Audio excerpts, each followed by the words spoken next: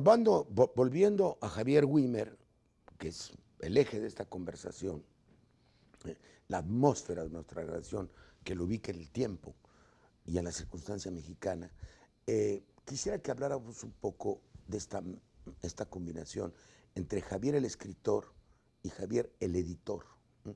No solamente de revistas de ensayos, sino de grandes volúmenes, maravillosamente ilustrados, donde conjuntaba las artes plásticas con las mejores plumas de México. Se ha dicho que,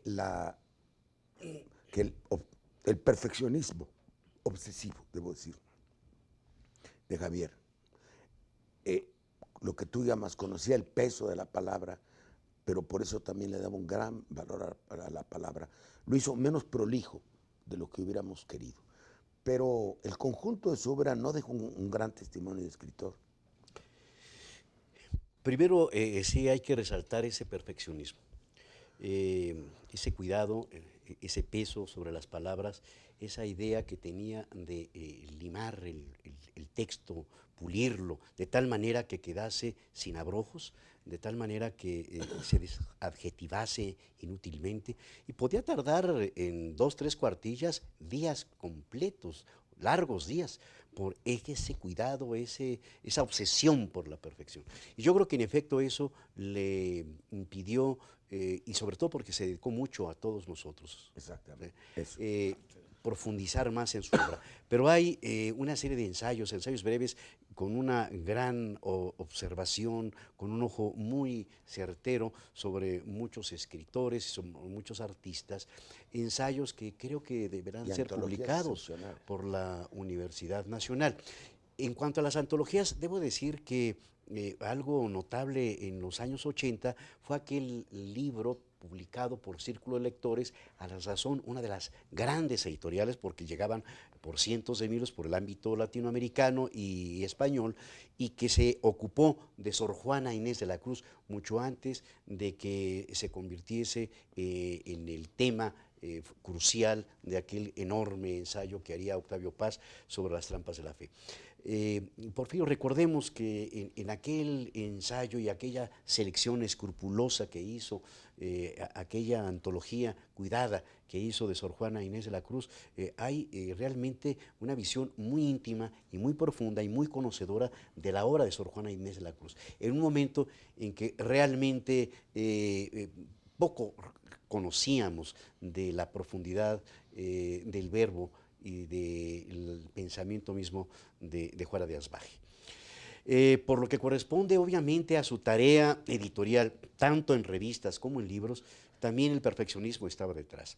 En más de alguna ocasión llegué a tener oportunidad de conversar con él y con editores españoles que, bueno, se asombraban precisamente de ese cuidado y de esa visión, como bien has dicho, de conjugar los aspectos estéticos, la visión de la página en blanco, convertirla después en una diagramación sutil, cuidadosa, de colores, de fotografías, de imágenes, con la palabra que estaba dispuesta para ese espacio.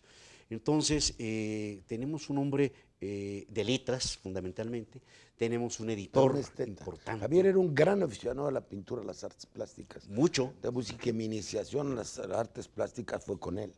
Y tenía una sensibilidad para, para el Descubrir. arte, para descubrir el arte, y preferencias de una enorme finura, no solamente en la cultura occidental, sino también en otras culturas. Bueno, dice Jorge que se dedicó no solamente al perfeccionismo, sino que se dedicó mucho a nosotros. Yo diría un punto que se ha destacado poco y que sin embargo es extremadamente importante en su vida, la política.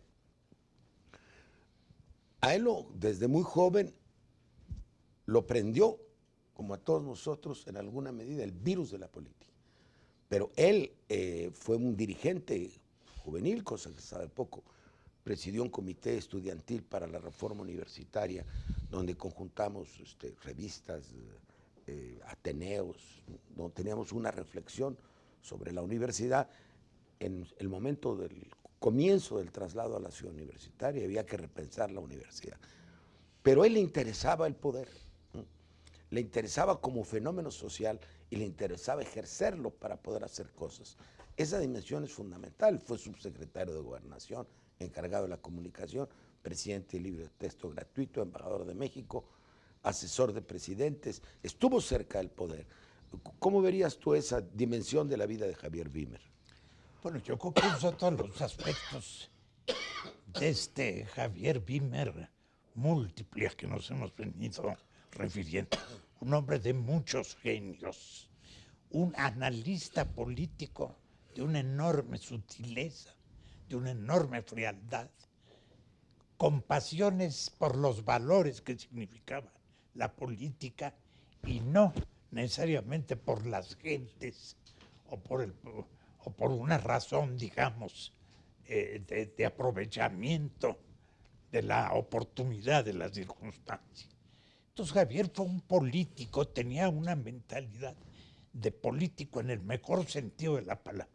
Él luchaba por valores en los que creía y era un acervo crítico de aquello que no le gustaba, que despreciaba, o en lo cual descubría trampas o descubría, digamos, intenciones de otra naturaleza. Y yo creo que esto fue un maestro también, Javier Wimmer. Es decir, nos dijo, la política es un ejercicio moral. La política es luchar por objetivos, pero no a cualquier costa o no por cualquier camino, sino también por medios morales. Los medios son los que determinan los fines. Yo creo que esto fue una de sus obsesiones de perfeccionismo. Yo coincido más contigo. admirables. ¿Sí? Yo coincido contigo, pero yo diría que sobre todo tenía ciertos valores. Por ejemplo, la idea de la grandeza mexicana. Nosotros fuimos educados en la idea y en la sensación de que México es un país imprescindible en la escena mundial, no solamente por el tan traído y llevado mestizaje, sino porque esta fue la cuna de las principales civilizaciones de este continente y porque México en su vida tan azarosa tuvo cambios históricos que no se habían visto en otras partes. Y nosotros en la vida internacional pudimos comprobar que cuando México se echaba para adelante en serio, con valores, como tú dices, con el valor moral de la política por delante, y a ti tocó vivirlo como embajador de Naciones Unidas también, México era imbatible, ¿no?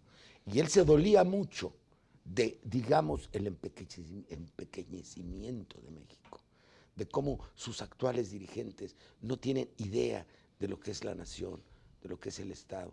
Tenía también una gran preocupación por el tema de la laicidad. Sí. Eso le volvía. Sin ser un comecuras, lo enfermaba el espacio político descarado que la Iglesia, que la jerarquía católica ocupa en la vida de México. Una de las grandezas de la República era el laicismo. En torno a esto era la única posibilidad de construir una república real. La república no era confesional, sino laica por definición. Y Javier era un batallador por esto. Tú tienes la misma impresión, Jorge. Así es, y más aún la idea de que detrás de Javier siempre había el filósofo de la historia. Es decir, Javier tenía la preocupación de ver si avanzábamos, si de alguna manera había retrocesos, es decir, tenía una perspectiva sobre las edades diurnas o de las edades nocturnas de la historia, en este caso de la historia mexicana. Sin ser fatalista, creo yo que observaba con profundidad y nos anticipaba cuando él veía que íbamos a procesos que realmente significaban retrocesos como los que hemos estado viviendo en los últimos años. Sí. Yo creo que ese es un valor de Javier que poco también se ha observado. Esta última época de su vida ya muy enfermo fue muy angustiosa para él moralmente, en cuanto tenía una percepción muy viva, muy intensa de la decadencia de México, esa es la palabra, de la degradación de las instituciones públicas. Ya nos vamos a ir a otro bloque, pero quisiera decir que la última conversación que tuve con él, unas semanas antes de su muerte, me estuvo preguntando por el país, pero con una amargura si puedo usar esa palabra, con una desesperanza. Me dijo, entonces a este país ya se lo llevó. Le dije, pues está a punto de que se lo lleve.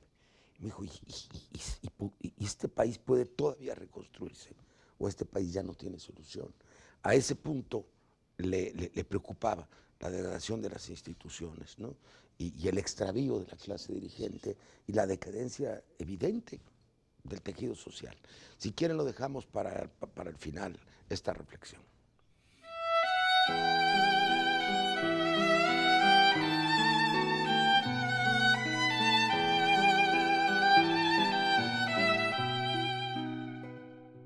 Este es apenas el primer homenaje. Estamos, la familia sobre todo, recogiendo la obra escrita dispersa de Javier para hacer un volumen, y se me ocurre, ya que no todos pudieron participar en este evento, que adquiramos el compromiso de hacer alguna forma de homenaje anual por estas fechas, donde nos reencontremos en el recuerdo de Javier a nosotros mismos.